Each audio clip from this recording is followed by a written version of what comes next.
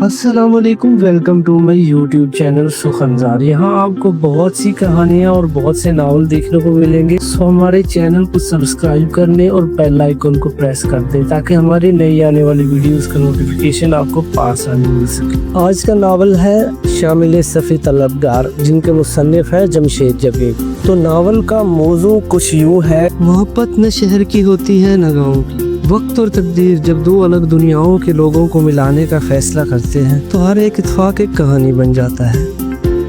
یہ کہانی بھی ایسی ہی ایک ملاقات سے شروع ہوتی ہے جو شاید محبت کا آغاز ہے۔ کچھ چہرے ہماری کہانی میں اچانک نہیں آتے، وہ برسوں کی پرورش کا نتیجہ ہوتے ہیں۔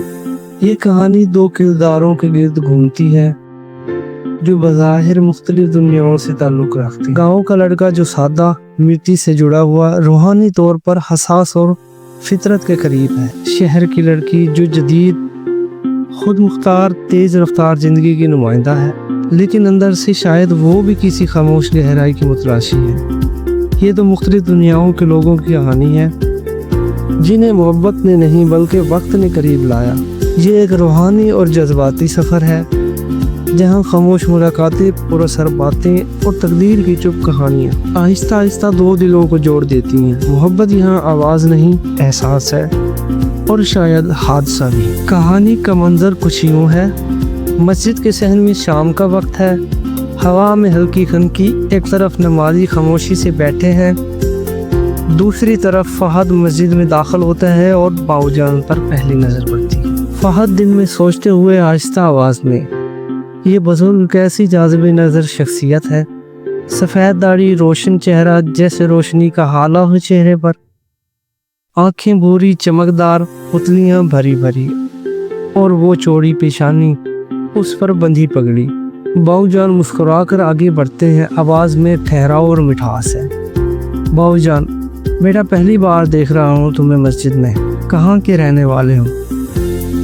فہد دبے لہجے میں: جی ادھر ہی قریب کا ہوں، آج دل کھینچ لایا، شاید اللہ کی طرف سے بلایا گیا ہوں۔ باؤ جان ہنستے ہوئے ناصحانہ انداز میں: اللہ بلاتا ہے بیٹا، اور جو بلائے پر چلائے وہ خوش نصیب۔ یہاں ہر ملاقات بھی سبب نہیں ہوتی، ہر چہرہ، ہر مسافہ ایک کہانی کا حصہ ہے، اور ہر کہانی میں وقت کی مرضی کا دخل ہوتا ہے۔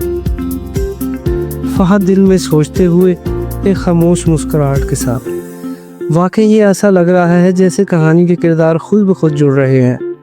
باؤ جان ذرا آسمان کی طرف دیکھ کر دھیمے لہجے میں: یاد رکھنا بیٹا، وقت کرتا ہے پرورش برسوں، حادثہ ایک دم نہیں ہوتا، حادثہ ہو یا محبت، دونوں کی زمین پہلے سے ہموار ہوتی ہے۔ سہارا دینے والے، ٹھکرانے والے، سب وقت چن لیتا ہے، بس ہمیں خبر نہیں ہوتی۔ فہد نرم مسکراہٹ کے ساتھ: آپ کی باتیں سیدھی دل میں اترتی ہیں باؤ جان، جیسے میں آپ کو برسوں سے جانتا ہوں۔ باؤ جان نرمی سے کندھے پر ہاتھ رکھتے ہیں: یہی وقت کی سازش ہے، رشتے بنتے ہیں، کہانیاں جڑتی ہیں، اور ہم بس تماشائی بنے رہتے ہیں۔ دور سے اذان کی آواز گونجتی ہے، باؤ جان اور فہد ایک ساتھ اٹھ کر سب میں شامل ہونے چلتے ہیں۔ منزل دھیرے دھیرے ختم ہوتا ہے، نماز کے بعد لوگ جا رہے ہوتے ہیں، صرف چند نمازی باقی ہیں۔ فہد اور باؤ جان کچھ دیر بیٹھ جاتے ہیں۔ باؤ جان ہلکی مسکراہٹ کے ساتھ: بیٹا دعا مانگی؟ فہد: جی، مگر دل کی بے چینی ہے کہ کم نہیں ہوتی۔ باؤ جان نرمی سے تھوڑا آگے جھک کر: کبھی سوچا ہے یہ بے چینی کیوں ہوتی ہے؟ کیونکہ دل کو خبر ہوتی ہے کہ جو ہونا ہے وہ ابھی باقی ہے، اور جو گزر گیا وہ بے مول نہیں تھا۔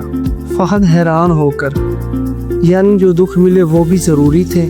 باؤ جان گہری سانس لے کر: دکھ نہ ہو تو صبر کہاں سے آئے، صبر نہ ہو تو دعا میں سوز کہاں سے آئے، اور دعا میں سوز نہ ہو تو رب سے رشتہ کہاں سے بنے۔ فہد آہستہ آہستہ سر ہلاتے ہوئے: آپ کی باتیں جیسے زخموں پر مرہم رکھ رہی ہیں۔ ہم سب وقت کی تسبیح کے دانے ہیں، ہر دانہ اپنی جگہ پر، اپنی باری پر، اور وقت ہمیں ایک ایک کر کے آگے بڑھاتا ہے۔ حادثے یوں ہی نہیں ہوتے، ان کی بنیاد برسوں پہلے رکھ دی جاتی ہے۔ فہد نرمی سے ہنستے ہوئے: تو پھر محبت بھی وقت کی تسبیح کا ایک دانہ ہے؟ باؤ جان آنکھوں میں چمک، ہلکی سی ہنسی کے ساتھ: محبت मोहब्बत तो वो दाना है जिस पर तस्वीर ठहर जाती है बेटा, बाकी सब इसके गिर्द घूमता है। फहद खामोश होकर झुक जाता है जैसे कुछ सोचने में गुम हो। भाईजान आहिस्ता से कंधे पर हाथ रखते हैं।